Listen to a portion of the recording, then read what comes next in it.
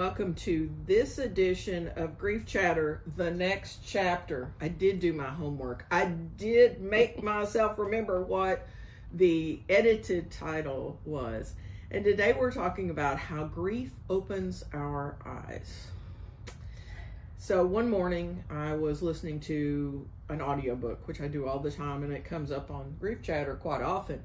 And I was listening to these two people report their morning. And this very bouncy, quirky lady had seen so many things in her morning. She had seen all these beautiful flowers, and she had just, and the guy, and it's not to be stereotypical, it just happened to be this way in the novel, the guy had taken like a 6-mile run. Like he had been out and about. Wow. He didn't see anything. All he saw was the spreadsheets that he needed to get to, all of those things that had his focus. And I voice messaged Paige immediately. And I'm like, I think I've got our topic for the next Grief Chatter.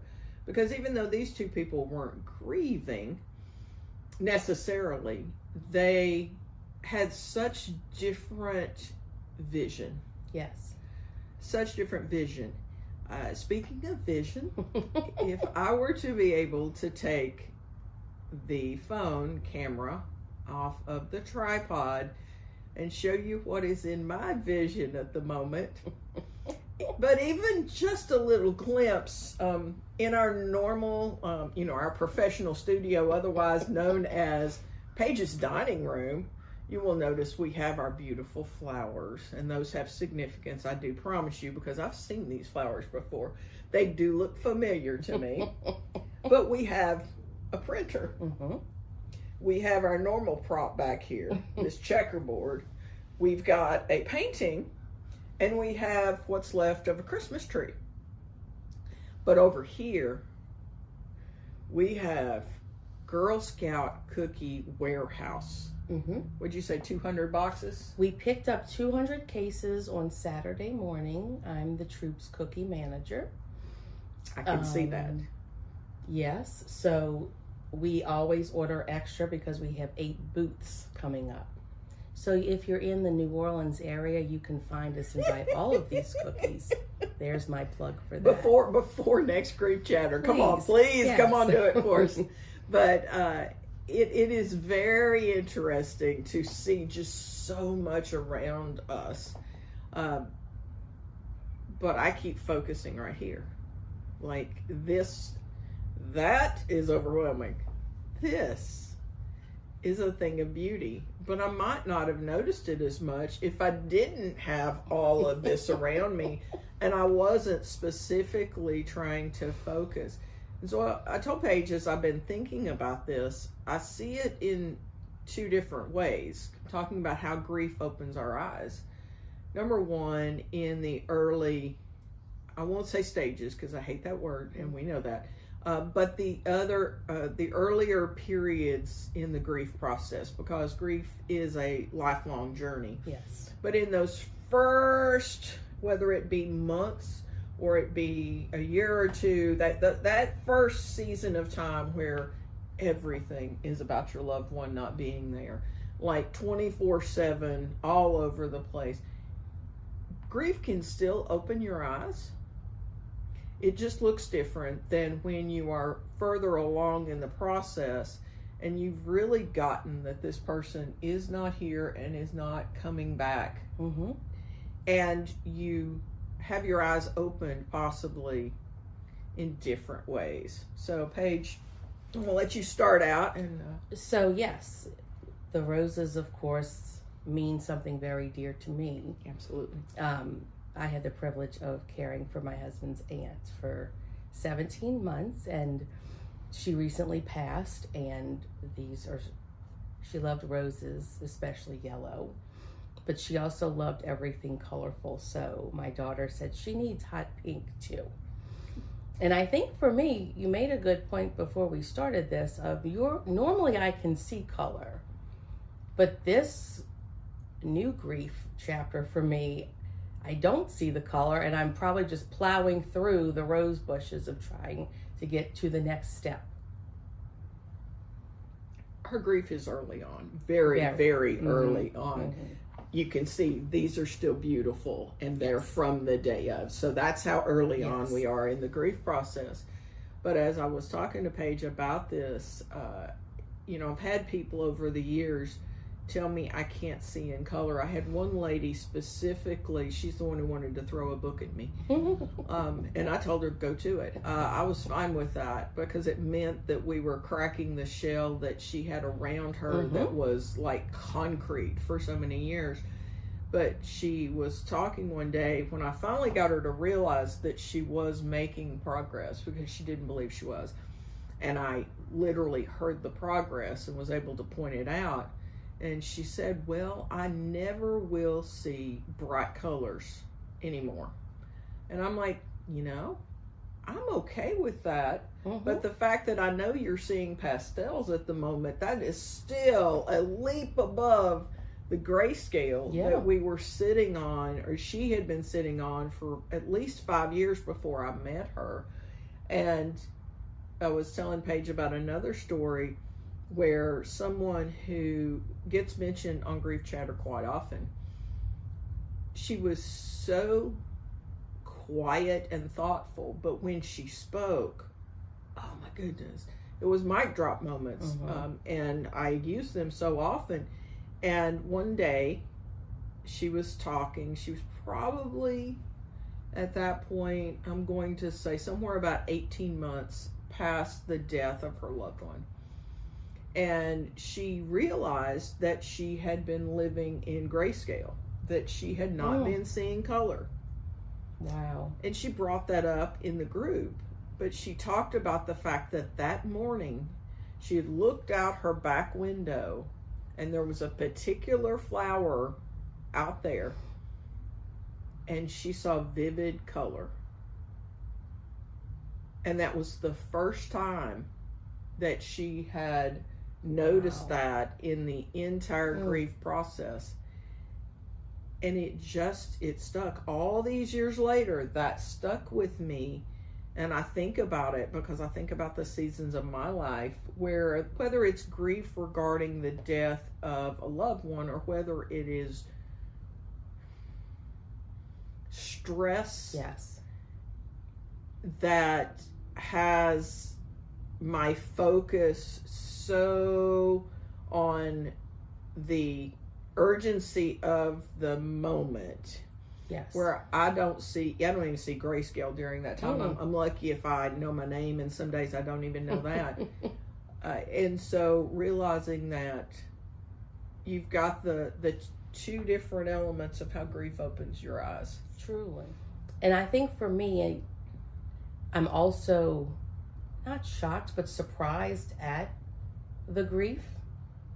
I've done this role for 16 years, so I think I underestimated that. And a sweet friend texted the other day, just checking in. And I said, I'm so happy for her. She's at peace.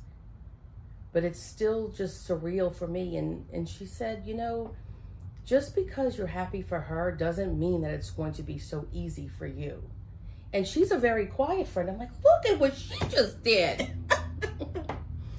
So I've just been kind of sitting on that of, how we often tell others, be kind to you, give yourself grace. I'm like, all right, student number one here. Let me flip that mirror around. Right, because it is a little chaotic. I do have business attire here, pajama bottoms on the, Christmas to go with. I can attest. And then there's the tree. She's big, and she's staying there because she's big. And to store her. So we're going to add a few things throughout the year, and she brings joy. Even just like that, she brings joy. I'm like, okay, in the midst of the chaos, the not seeing color or plowing through everything, it's like, okay, but look at her, isn't she lovely?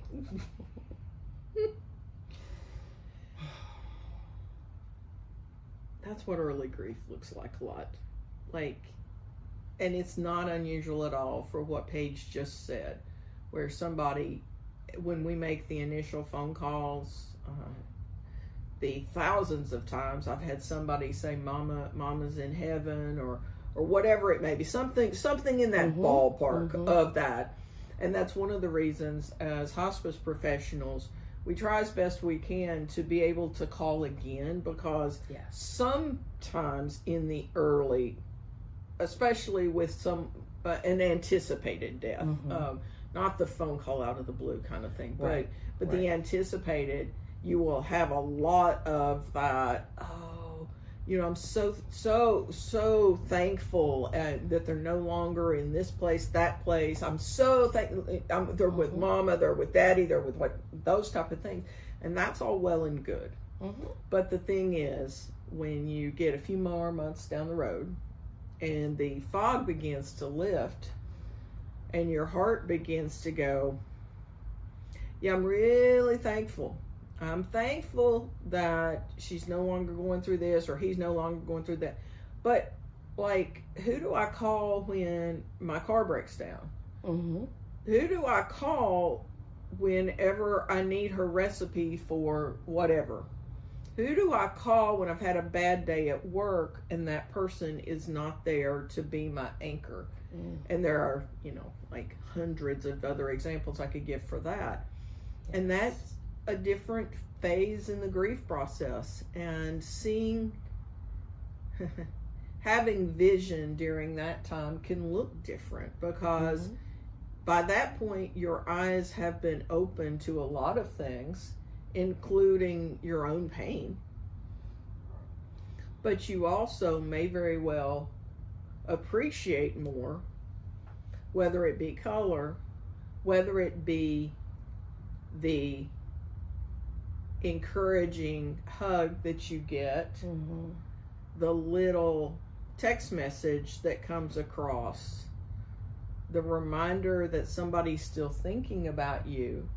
You don't forget those. No. Like, my two strongest grief experiences were almost 30 years ago now, which is mind-blowing to me, I have to admit. And of all things, one of my close friends who walked with me through that journey, she's now walking through that journey as well. It is just as fresh as Paige's. And, like, even though it was all those years ago, like, I can think about the people, the faces that immediately come to mind that I hadn't noticed before the grief process. They just kind of blended in with all these Girl Scout cookie boxes, because I couldn't tell you which one's which at the moment. They blended in just like that into the fabric, but as a result of their compassion during my grief process, their face stands out now. And so realizing that no matter where you are in the grief process, whether you're early on, whether you're further down the road but still really working through it, or you're like me and you are significantly down the road and you have those reminders that come up, still, even this far down the road, the death of my friend's loved one sent me back to that time, because that is all intertwined in my mind. It doesn't hit me the way it did in the beginning, but it is another reminder of just how fragile life is. And just to remember to don't fight what your eyes see. Like, realize that grief does open our eyes if we are not trying to drive through the flowers. Just to get to the next part. Yeah. No. There are some beautiful roses. Yes. Or tulips. And that's about the end of my flower knowledge. But there's some beautiful of those along the way, if you will just open your eyes, but open your heart to those bits of beauty that come along to help us as we navigate this grief journey. And so Paige's words, every time we finish Grief Chatter, I'm going to say to her this time is what is going to happen, and to you as well. Be kind to you. Yes, ma'am. And we will see you on the next edition of Grief Chatter, the next chapter.